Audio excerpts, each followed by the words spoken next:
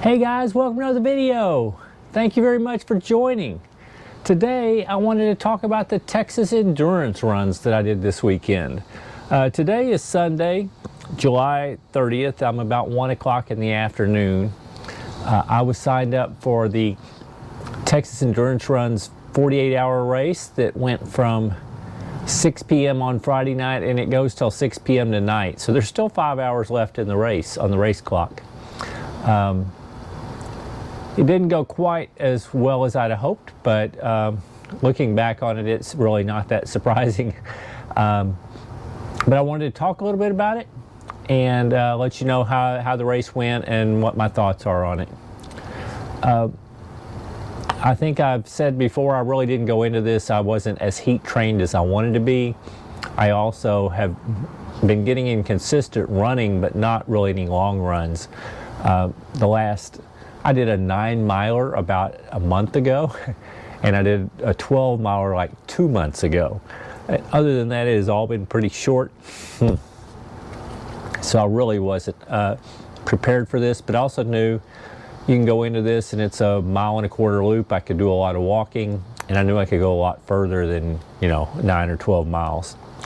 To begin the week, I went ahead on Monday and I did my VO2 intervals, and those actually went pretty well.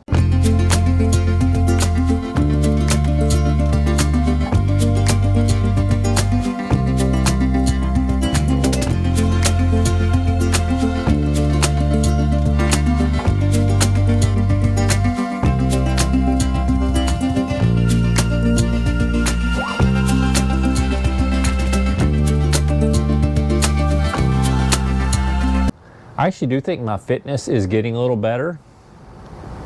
So that's a very positive sign. Monday, a little after the run though, I had showered and was getting ready. I reached for something and my back kind of went out, started screaming. I've got stenosis in my lower spine, and it occasionally flares up and gives me trouble. So I was having trouble even walking around on Monday or Tuesday. But it did get better throughout the week, and I actually felt pretty good by the time the race started on Friday. On Wednesday, I went ahead and just did a short 3-mile run. That was actually even very encouraging. My heart rate stayed down, and I was running at a quicker pace than I'd been running. So again, a little bit of signs that my fitness is getting better. Thursday, I went out to the Trinity 5000 race series. Probably ill-advised to go and do it or for running hard, but I actually went and ran it actually fairly hard. I'm trying to hold on to third place in my age group so I can get on the year-end t-shirt, so it's kind of silly I went ahead and did it, but that actually went pretty well. I'm still a lot slower than I was a couple years ago, but I was a good 40-45 seconds than I was faster than I was the week prior, and that was also 30 seconds faster than the week before that. So actually a pretty good race.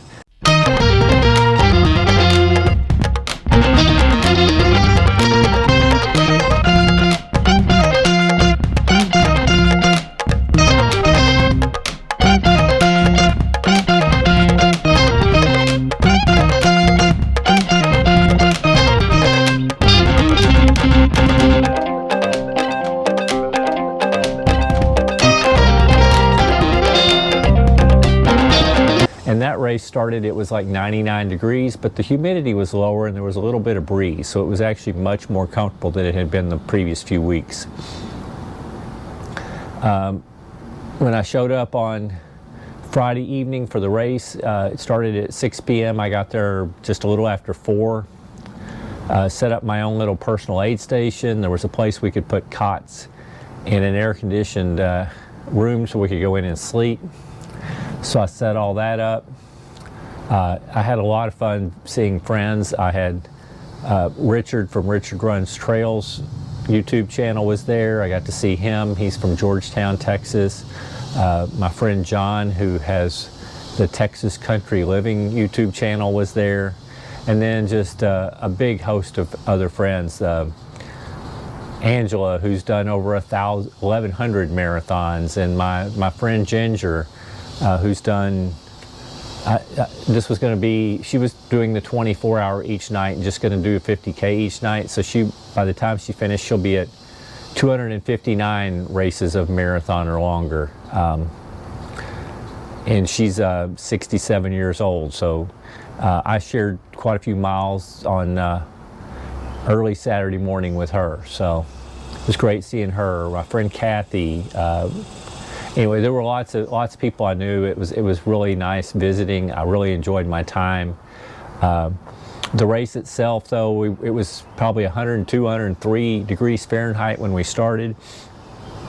I tried running a little bit. I would run down the hills, but I was pretty much walking most everything else. It was hot.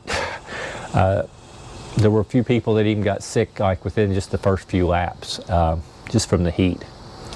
But I wore my new Fractal hat. I haven't had very long. I haven't had success much with these hats with the flaps in the past, but this one actually was working pretty well. I just got it a few months ago, but this was the first extensive use I had with it. But I kind of like the one I had before was real floppy and was always hitting me and bothering me. This one kind of snaps into place and stayed real well and protected my neck from the sun, and I think it worked really well. Now after the sun went down and it was no longer protecting me from the direct sun, I took it off. At first you can put the part that hangs down over your ears and tuck it in. I wore it like that for a while, and then later I went with a lighter weight hat just because no reason to carry anything extra I need or make my head a little bit hotter. But that worked really well. As it got a little cooler, I mean, it was still in the 90s till probably midnight, but then it dropped a little cooler. It actually felt really good from probably midnight till 2 a.m. And then, as is happening in Texas, it tends to get more humid as the night goes on. We usually wake up with it pretty humid this year in the mornings. It's usually 80% humidity when we wake up. So by 3 a.m. or so, it was starting to get pretty humid. The temperature was dropping into the 80s, but it was getting fairly humid. But I just kept moving, felt pretty good. I stuck with my friend Ginger a lot the last few loops. She stayed with me till I finished my 50K, and then she only had one more loop to finish her 50K, so I went and did that. So I just did one extra loop.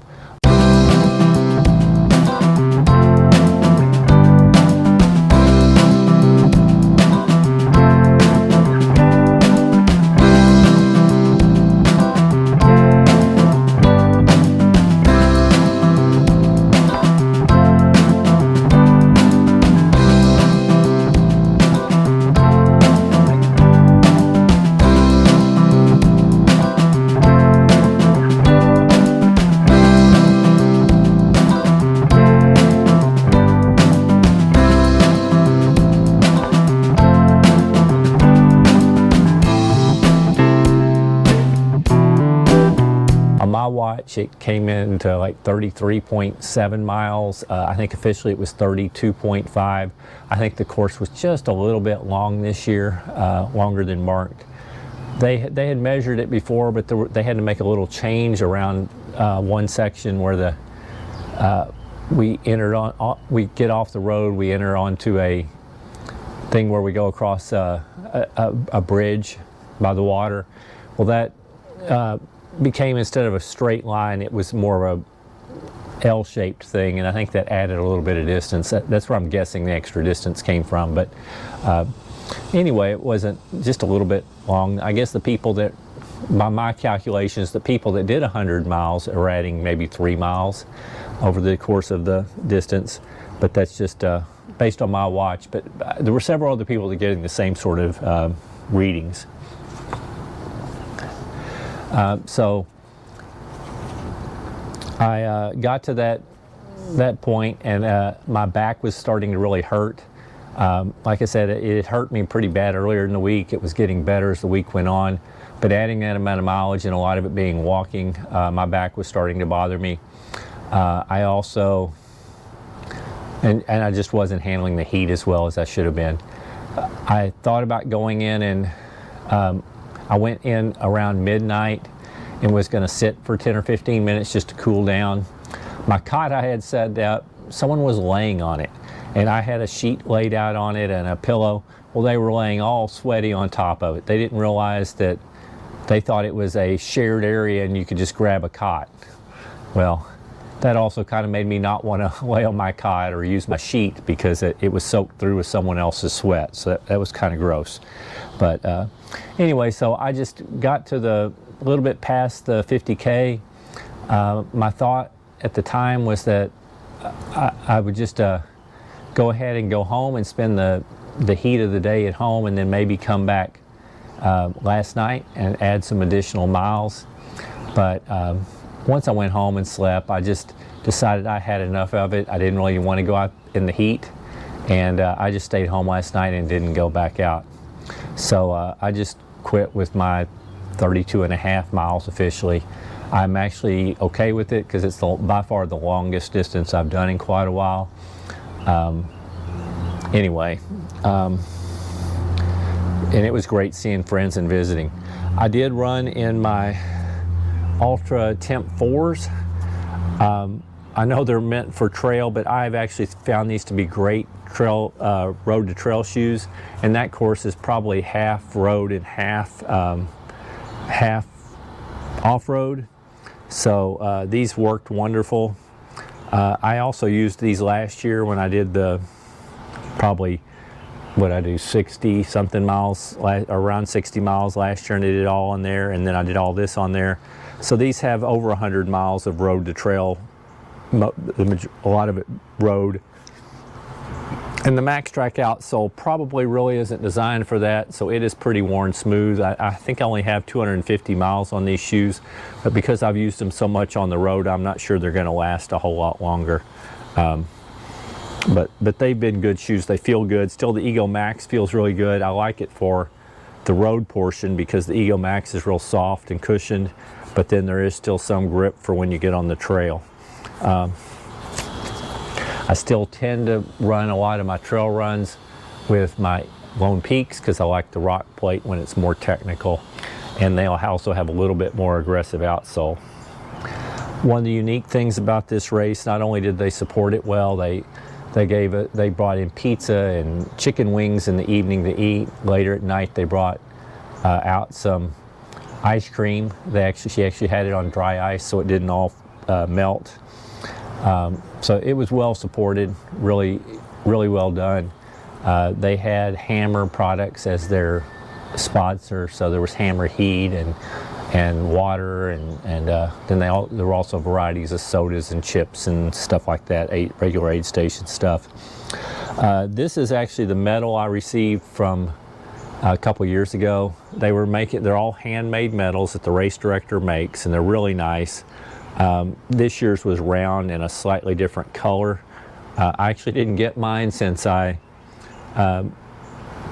I left early, and then I didn't go back, and I didn't really tell them I was done until I just sent a message to them later saying I was done.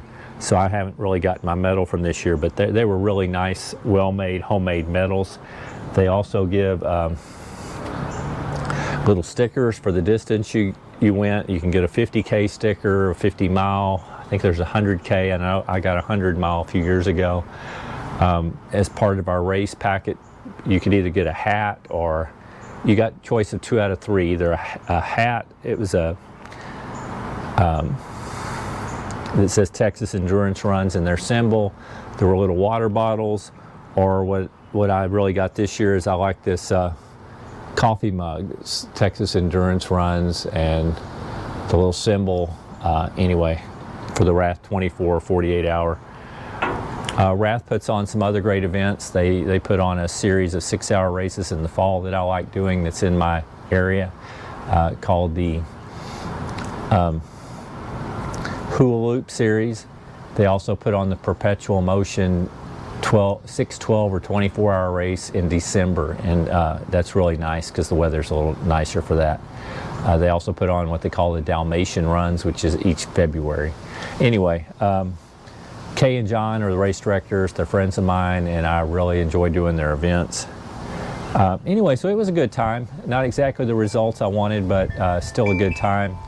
I also like that I stopped a little early because I do think my running is getting a little better, and I really didn't want to put myself on the shelf for a long time. So I think I'll be able to do my VO2 max intervals again tomorrow, and then hopefully Thursday I'll still be able to run the 5K fairly hard.